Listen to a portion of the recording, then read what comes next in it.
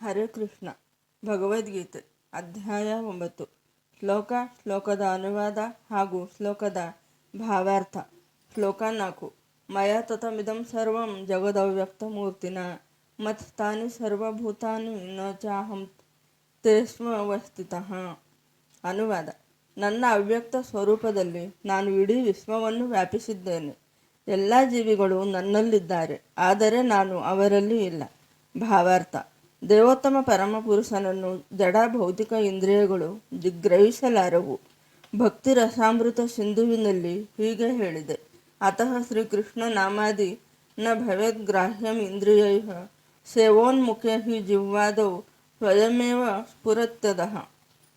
ಭೌತಿಕ ಇಂದ್ರಿಯಗಳು ಪ್ರಭು ಶ್ರೀಕೃಷ್ಣನ ನಾಮವನ್ನಾಗಲಿ ಮಹಿಮೆಯನ್ನಾಗಲಿ ಲೀಲೆಗಳನ್ನಾಗಲಿ ಅರ್ಥ ಮಾಡಿಕೊಳ್ಳಲಾರವು. ಯೋಗ್ಯವಾದ ಮಾರ್ಗದರ್ಶನದಲ್ಲಿ ಭಕ್ತಿ ಸೇವೆಯಲ್ಲಿ ನಿರತನಾದವರಿಗೆ ಮಾತ್ರ ಶ್ರೀಕೃಷ್ಣನು ಗೋಚರನಾಗುತ್ತಾನೆ.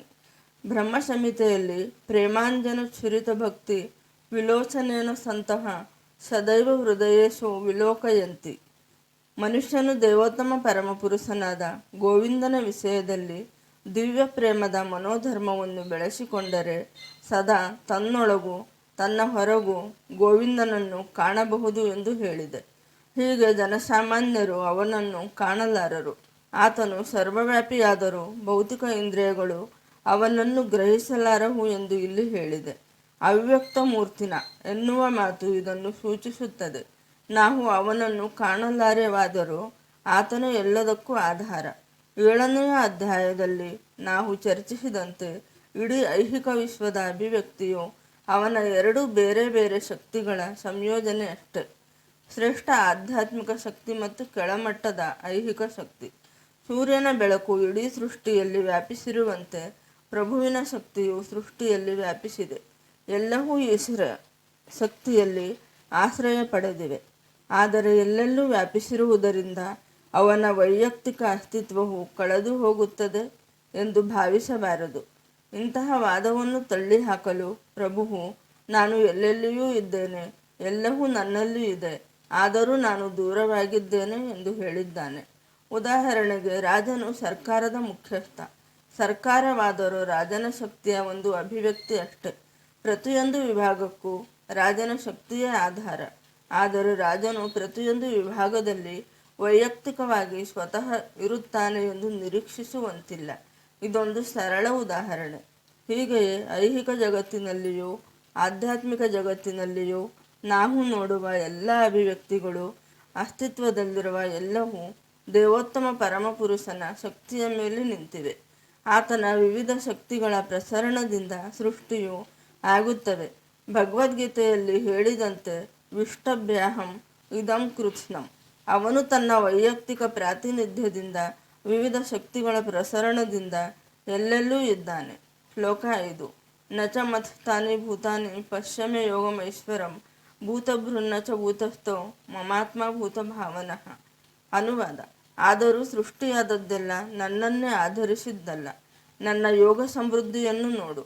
ಎಲ್ಲ ಜೀವಿಗಳ ಪಾಲಕನು ನಾನಾದರೂ ಮತ್ತು ನಾನು ಎಲ್ಲ ಕಡೆ ಇರುವೆನಾದರೂ ನಾನು ಈ ವಿಶ್ವದ ಅಭಿವ್ಯಕ್ತಿಯ ಭಾಗವಲ್ಲ, ಏಕೆಂದರೆ ನಾನೇ ಸೃಷ್ಟಿಯ ಮೂಲ.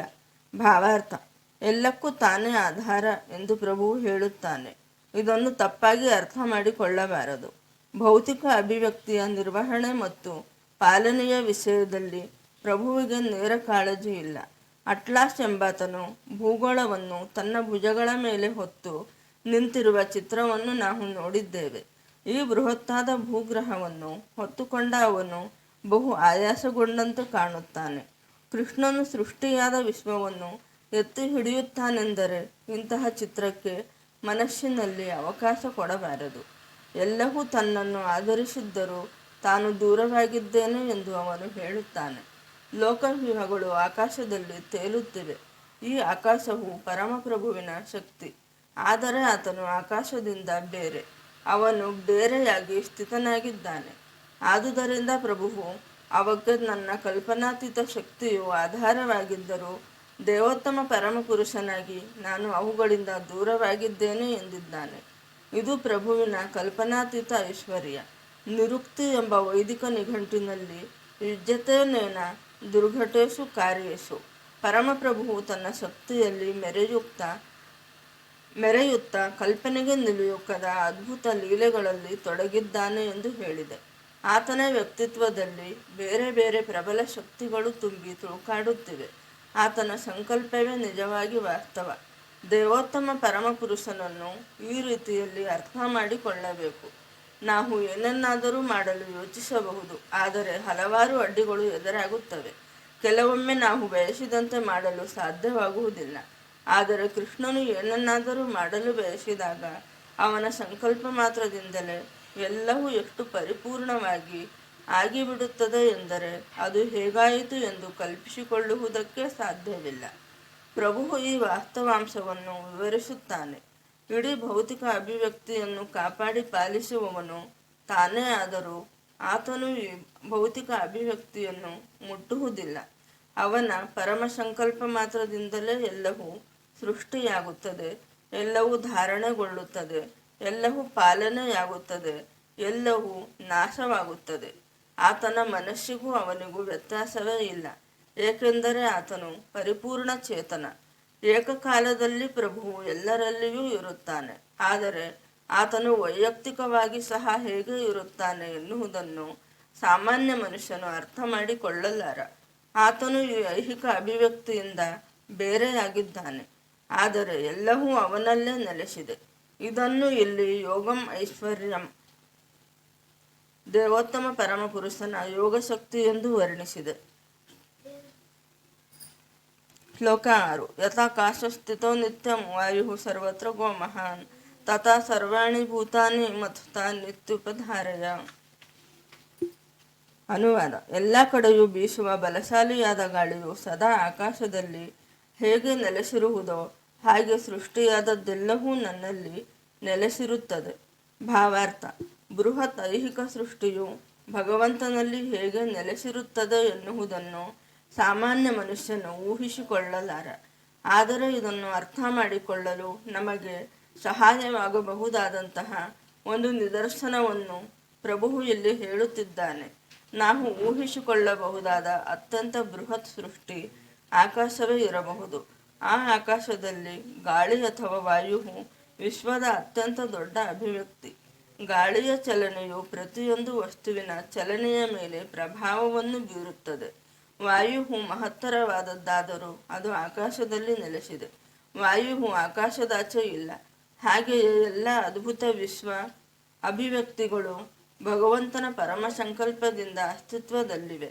ಅವೆಲ್ಲವೂ ಪರಮ ಸಂಕಲ್ಪಕ್ಕೆ ಅಧೀನ. ನಾವು ಸಾಮಾನ್ಯವಾಗಿ ಹೇಳುವಂತೆ ದೇವೋತ್ತಮ ಪರಮಪುರುಷನ ಇಚ್ಛೆಯಿಲ್ಲದೆ ಹುಲ್ಲಿನ ಎಸಳು ಅಲಗಾಡುವುದಿಲ್ಲ. ಹೀಗೆ ಎಲ್ಲವೂ ಅವನ ಇಚ್ಛೆಯಂತೆ ಚಲಿಸುತ್ತದೆ.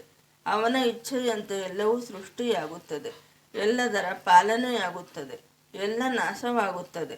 ಆದರೂ ಆಕಾಶವು ಯಾವಾಗಲೂ ವಾಯುವಿನ ಕ್ರಿಯೆಗಳಿಂದ ದೂರವಿರುವಂತೆ ಅವನು ಎಲ್ಲದರಿಂದ ದೂರವಿರುತ್ತಾನೆ. ಉಪನಿಷತ್ತುಗಳಲ್ಲಿ ಯದ್ಭಿಷ ವಾತಃ ಪವತೆ, ಪರಮಪ್ರಭುವಿಗೆ ಹೆದರಿಯೇ ಗಾಳಿ ಬೀಸುತ್ತಿರುವುದು ಎಂದು ಹೇಳಿದೆ. ಬೃಹದಾರಣ್ಯಕ ಉಪನಿಷತ್ತಿನಲ್ಲಿ ಹೀಗೆ ಹೇಳಿದೆ. ಯತಶ್ಚವ ಅಕ್ಷರಸ್ಯ ಪ್ರಶಾಸನೆ ಗಾರ್ಗಿ ಸೂರ್ಯಚಂದ್ರಮಸೌ ವಿದ್ರುತೌ ತಿಷ್ಠತ ಯತಶ್ಚವ ಅಕ್ಷರಸ್ಯ ಪ್ರಶಾಸನೆ ಗಾರ್ಗಿ ದ್ಯಾವ ಪೃಥಿವೌ ವಿದ್ರುತೌ ತಿಷ್ಠತಃ.